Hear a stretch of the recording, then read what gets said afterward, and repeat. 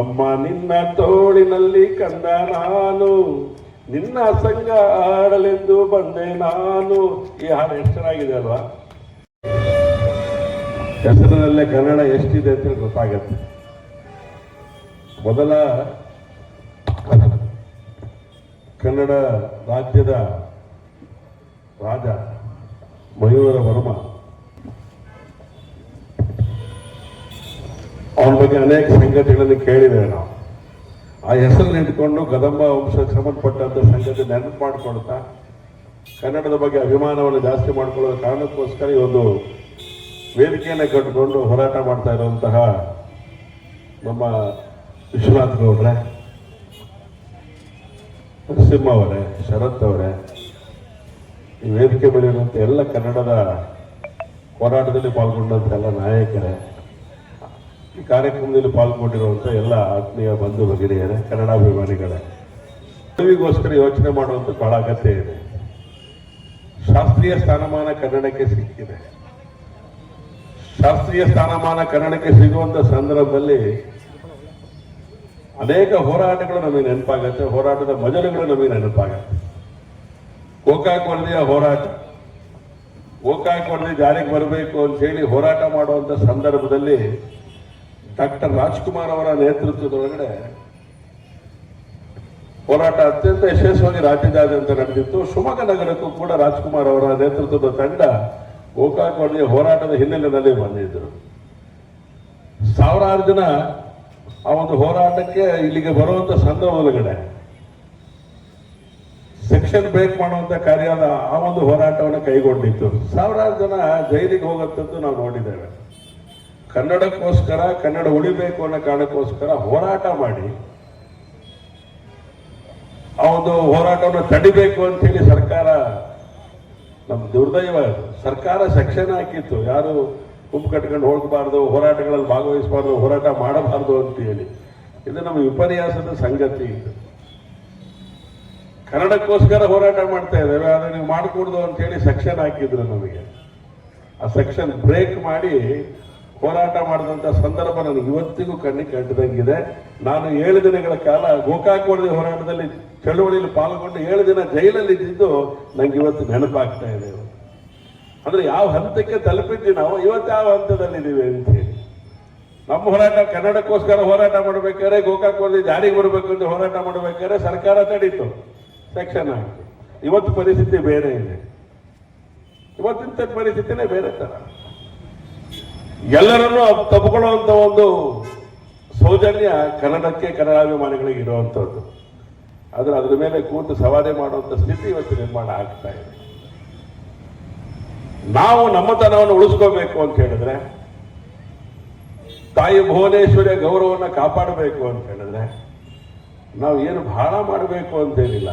ನಾವು ನಮ್ಮ ಸುತ್ತ ಇರುವಂತ ಪರಿಸರದಲ್ಲಿ ಕನ್ನಡಕ್ಕೆ ಹೆಚ್ಚು ಶಕ್ತಿ ಸಿಗೋ ಹಾಗೆ ಕನ್ನಡದ ಬಗ್ಗೆ ಆಧಾರದ ಮಾತುಗಳನ್ನು ಆಡಬೇಕು. ನಮ್ಮ ಮನೆಗಳಲ್ಲಿ ಕನ್ನಡ ಮಾತುಗಳು ಯಾವತ್ತು ನಿರಂತರವಾಗಿ ಬರ್ತಾ ಇರಬೇಕು.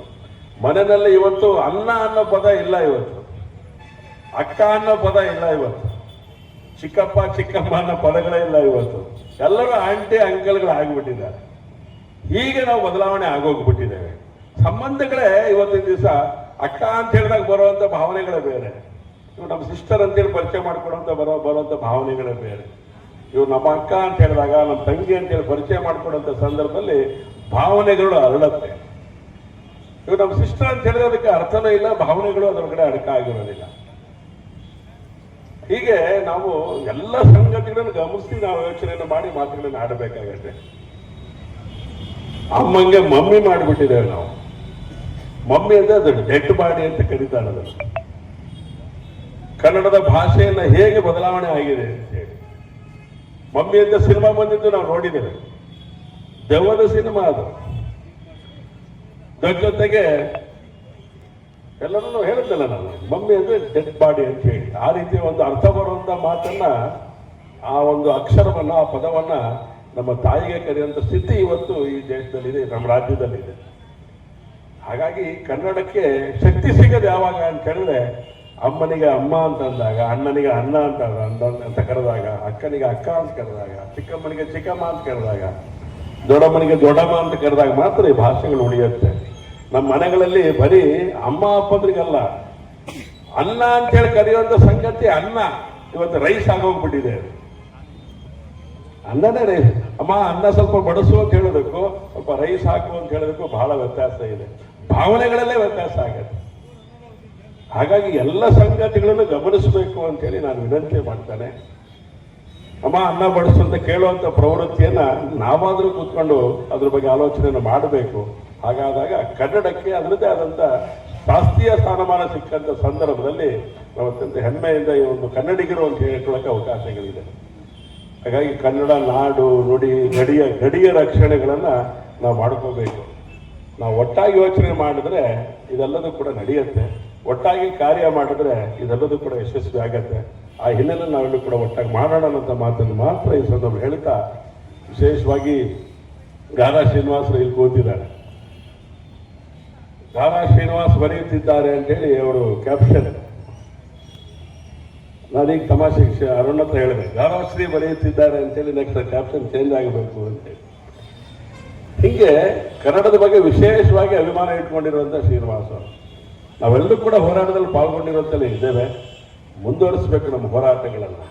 ಇಂಗ್ಲಿಷ್ ಬೇಡ ಅಂತ ನಾವೇನು ಹೇಳಲ್ಲ, ಆದ್ರೆ ಕನ್ನಡನೇ ಬರೆದಿರೋಂಥ ಇಂಗ್ಲೀಷು ಅನೇಕ ಮನೆಗಳಲ್ಲಿ ನಿಮಗೆ ಗೊತ್ತಿರಲಿ, ಇಂಗ್ಲಿಷ್ ಮೀಡಿಯಂ ಓದುವಂಥ ಮಕ್ಕಳಿಗೆ ಕನ್ನಡ ಇವತ್ತು ಬರದೇ ಇರೋಂಥ ಸ್ಥಿತಿ ನಾವು ನಿರ್ಮಾಣ ಮಾಡಿಕೊಂಡಿದ್ದೇವೆ. ಇದ್ರ ಬಗ್ಗೆ ಗಂಭೀರವಾಗಿ ಆಲೋಚನೆ ಮಾಡಿ ಅನ್ನೋಂಥ ಮಾತನ್ನು ಮಾತ್ರ ಈ ಸಂದರ್ಭ ಹೇಳ್ತಾ, ತುಂಬಾ ಮಾತಾಡಿದ್ದೇನೆ ಅಂತ ಅನ್ಕೊಂಡಿದ್ದೇನೆ. ವಿಶ್ವನಾಥ್ ನಮ್ಮ ಕಡೆ ನೋಡ್ತಾ ಇದ್ದಾರೆ, ನಿಲ್ಲಿಸಲಿ ಸಾಕು ಅಂತ ಹೇಳಿ. ಇಲ್ಲಿ ತೊಂದರೆ ಇಲ್ಲ. ಅದು ಹೇಳಿದ್ನಲ್ಲ, ಹಾಡುಗಳಲ್ಲಿ ಯಾವ ರೀತಿ ಹಾಡುಗಳು ಹೇಳ್ಬೇಕು. ಕನ್ನಡ ಭಾಷೆ ಮಾತಾಡ್ತಕ್ಕಂಥ ಪ್ರಾಂತ್ಯಗಳನ್ನೆಲ್ಲ ಒಟ್ಟುಗೂಡಿಸಿ ದೇವರಾಜ ಅರಸು ನೇತೃತ್ವದಲ್ಲಿ ಕರ್ನಾಟಕ ಎಂಬ ಹೆಸರಿಂದ ನಾಮಕರಣ ಆಗಿ ದೇವರಾಜ ಅರಸರು ಮುಖ್ಯಮಂತ್ರಿ ಆದಂತಹ ಸಂದರ್ಭದಲ್ಲಿ ಆ ಕನ್ನಡದ ರಾಜ್ಯೋತ್ಸವನ್ನ ನವೆಂಬರ್ 1ರಂದು ಅದನ್ನು ಇಡೀ ರಾಜ್ಯದಲ್ಲಿ ಹಬ್ಬದ ರೀತಿಯಲ್ಲಿ ಆಚರಿಸಬೇಕು ಅಂತ ಘೋಷಣೆ ಮಾಡಿರ್ತಕ್ಕಂಥದ್ದು ಸನ್ಮಾನ್ಯ ದೇವರಾಜ ಅರಸರು. ಆ ಒಂದು ಸಂದರ್ಭದಲ್ಲಿ ಅದನ್ನ ಪ್ರತಿಯೊಂದು ಸರ್ಕಾರಿ ಕಚೇರಿಗಳಿರ್ಬೋದು, ಶಾಲೆಗಳಿರ್ಬೋದು, ಮತ್ತು ಏನು ಪಬ್ಲಿಕ್ ಸಂಘ ಸಂಸ್ಥೆಗಳು ಎಲ್ಲರೂ ಕೂಡ ಅತ್ಯಂತ ಖುಷಿಯಿಂದ, ಅದು ಆಡೋ ಭಾಷೆ ನಮ್ದು ಆಗಿರೋದ್ರಿಂದ ಎಲ್ಲರೂ ಬಹಳಷ್ಟು ಚೆನ್ನಾಗಿ ನಾವು ಆಚರಿಸ್ತಾ ಬಂದು ಈಗಾಗಲೇ ನಮ್ಮ ಬಹಳಷ್ಟು ಸಂಘ ಸಂಸ್ಥೆಗಳು, ಯುವಕರು, ಬಹಳಷ್ಟು ಜನ ನಮ್ಮ ಆಟೋ ಚಾಲಕರು ಇರ್ಬೋದು, ಟ್ಯಾಕ್ಸಿ ಡ್ರೈವರ್ಸ್ ಇರ್ಬೋದು, ಪ್ರತಿಯೊಬ್ಬರು ಕೂಡ ಈ ಕನ್ನಡ ರಾಜ್ಯೋತ್ಸವನ ಪ್ರತಿ ಏರಿಯಾದಲ್ಲೂ, ಪ್ರತಿ ವಾರ್ಡ್ ಮಟ್ಟದಲ್ಲೂ ಮತ್ತು ಗ್ರಾಮ ಪಂಚಾಯತಿ ಮಟ್ಟದಲ್ಲಿ ಇವತ್ತು ಮಾಡ್ತಕ್ಕಂಥದ್ದು ಯಾಕೆ ಅಂದ್ರೆ ಇದು ನಮ್ಮ ಭಾಷೆ, ಇದು ನಮ್ದು ಆಡಳಿತ ಭಾಷೆ ಆಗಬೇಕು ಅಂತ ಹೇಳಿ ಬಹಳಷ್ಟು ಹೋರಾಟಗಳನ್ನ ಈಗಾಗಲೇ ಶಾಸಕರು ಹೇಳಿದಾಗೆ ಗೋಕಾಕ್ ವರದಿ ಡಾಕ್ಟರ್ ರಾಜ್ಕುಮಾರ್ ನೇತೃತ್ವದಲ್ಲಿ ನಡೆದ ಸಂದರ್ಭದಲ್ಲಿ ಬಹಳಷ್ಟು ಜನ ಕಲಾವಿದರು, ಸಾಹಿತಿಗಳು, ಬಹಳಷ್ಟು ಜನ ಅದಕ್ಕೋಸ್ಕರ ಬಹಳ ಹೋರಾಟ ಮಾಡ್ತಕ್ಕಂಥ ಅನಿವಾರ್ಯತೆ ಬಂತದು. ಯಾಕೆ ಅಂತ ಹೇಳಿದ್ರೆ ಕರ್ನಾಟಕ ರಾಜ್ಯ ಇವತ್ತು ಸಕಲ ಜಾತಿ, ಸಕಲ ಧರ್ಮ, ಎಲ್ಲ ಭಾಷೆಗಳನ್ನು ಒಳಗೊಂಡಿರ್ತಕ್ಕಂಥ ರಾಜ್ಯವಾಗಿ ಆಗ್ಲೇ ಮಾರ್ಪಟ್ಬಿಟ್ಟಿತ್ತು. ಅವತ್ತು ಒಂದು ಭಾಷೆಯನ್ನು, ನಮ್ಮ ಭಾಷೆನೇ ಘೋಷಣೆ ಮಾಡ್ಲಿಕ್ಕೆ ಅದು ಅಷ್ಟು ಕಷ್ಟ ಆಯ್ತು. ಅದಕ್ಕೆ ಬಹಳಷ್ಟು ಹೋರಾಟಗಳು ನಡೀತು. ಅಂತ ಸಂದರ್ಭದಲ್ಲಿ ಕುವೆಂಪು ಅವರು ಇರ್ಬೋದು, ಇವರ ಅನಂತಮೂರ್ತಿ ಇರ್ಬೋದು, ಎಲ್ಲರೂ ಕೂಡ ಶಿವರುದ್ರಪ್ಪನವರು ಇರ್ಬೋದು, ಲಂಕೇಶ್ವರ ಇರ್ಬೋದು, ಎಲ್ಲರೂ ಕೂಡ ಅವತ್ತು ಕನ್ನಡಕ್ಕೆ ಅತ್ಯಂತ ಸೊಗಸಾದ ಈಗಾಗಲೇ ಕೆಲವು ಹಾಡುಗಳನ್ನ ಹಾಡಿರ್ತಕ್ಕಂಥದ್ದು ಶಾಸಕರು.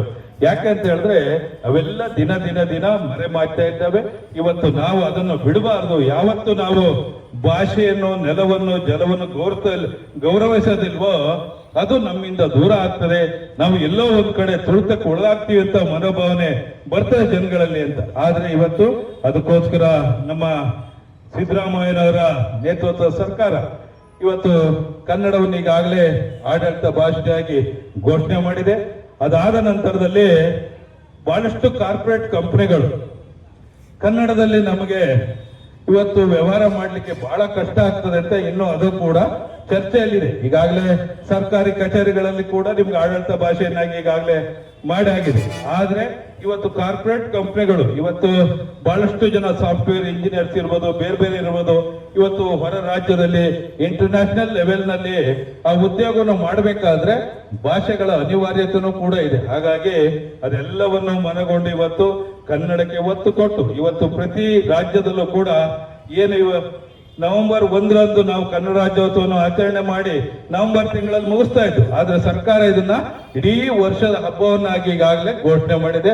ಹಾಗಾಗಿ ನೀವು ಡಿಸೆಂಬರ್ ಈಗಾಗಲೇ 21ನೇ ತಾರೀಕು ಈಗಾಗಲೇ ರಾಜ್ಯೋತ್ಸವವನ್ನು ಮಾಡ್ತಾ ಇದ್ದೀರಾ. ಇನ್ನು ಬೇಕಾದಷ್ಟು ರಾಜ್ಯೋತ್ಸವಗಳಿಗೆ ಈಗಾಗಲೇ ನಮ್ಗೆ ಆಹ್ವಾನ ಬಂದಿದೆ. ಹಾಗಾಗಿ ಇವತ್ತು ಅದೇನೇ ಇರಲಿ, ಇವತ್ತು ನಮ್ಮ ಭಾಷೆ, ನಮ್ಮ ಜಲ, ನಮ್ಮ ನೆಲವನ್ನು ಕಾಪಾಡ್ತಕ್ಕಂಥದ್ದು ನಮ್ಮ ರಾಜ್ಯದ ಎಲ್ಲರ ಕರ್ತವ್ಯ. ಹಾಗಾಗಿ ನಮ್ಮ ಭಾಷೆಯನ್ನು ಯಾವುದೇ ಕಾರಣಕ್ಕೂ ಬಿಟ್ಕೊಡೋದು ಬೇಡ, ಅದಕ್ಕೆ ಒತ್ತು ಕೊಡೋಣ, ಅದನ್ನು ಹಬ್ಬವನ್ನಾಗಿ ಆಚರಿಸೋಣ ಅಂತ ಹೇಳಿ ಈಗಾಗಲೇ ಏನು ಕದಂಬ ಕನ್ನಡ ವೇದಿಕೆಯಿಂದ ಈ ಒಂದು ಕಾರ್ಯಕ್ರಮವನ್ನು ಆಯೋಜನೆ ಮಾಡಿದ್ದಾರೆ.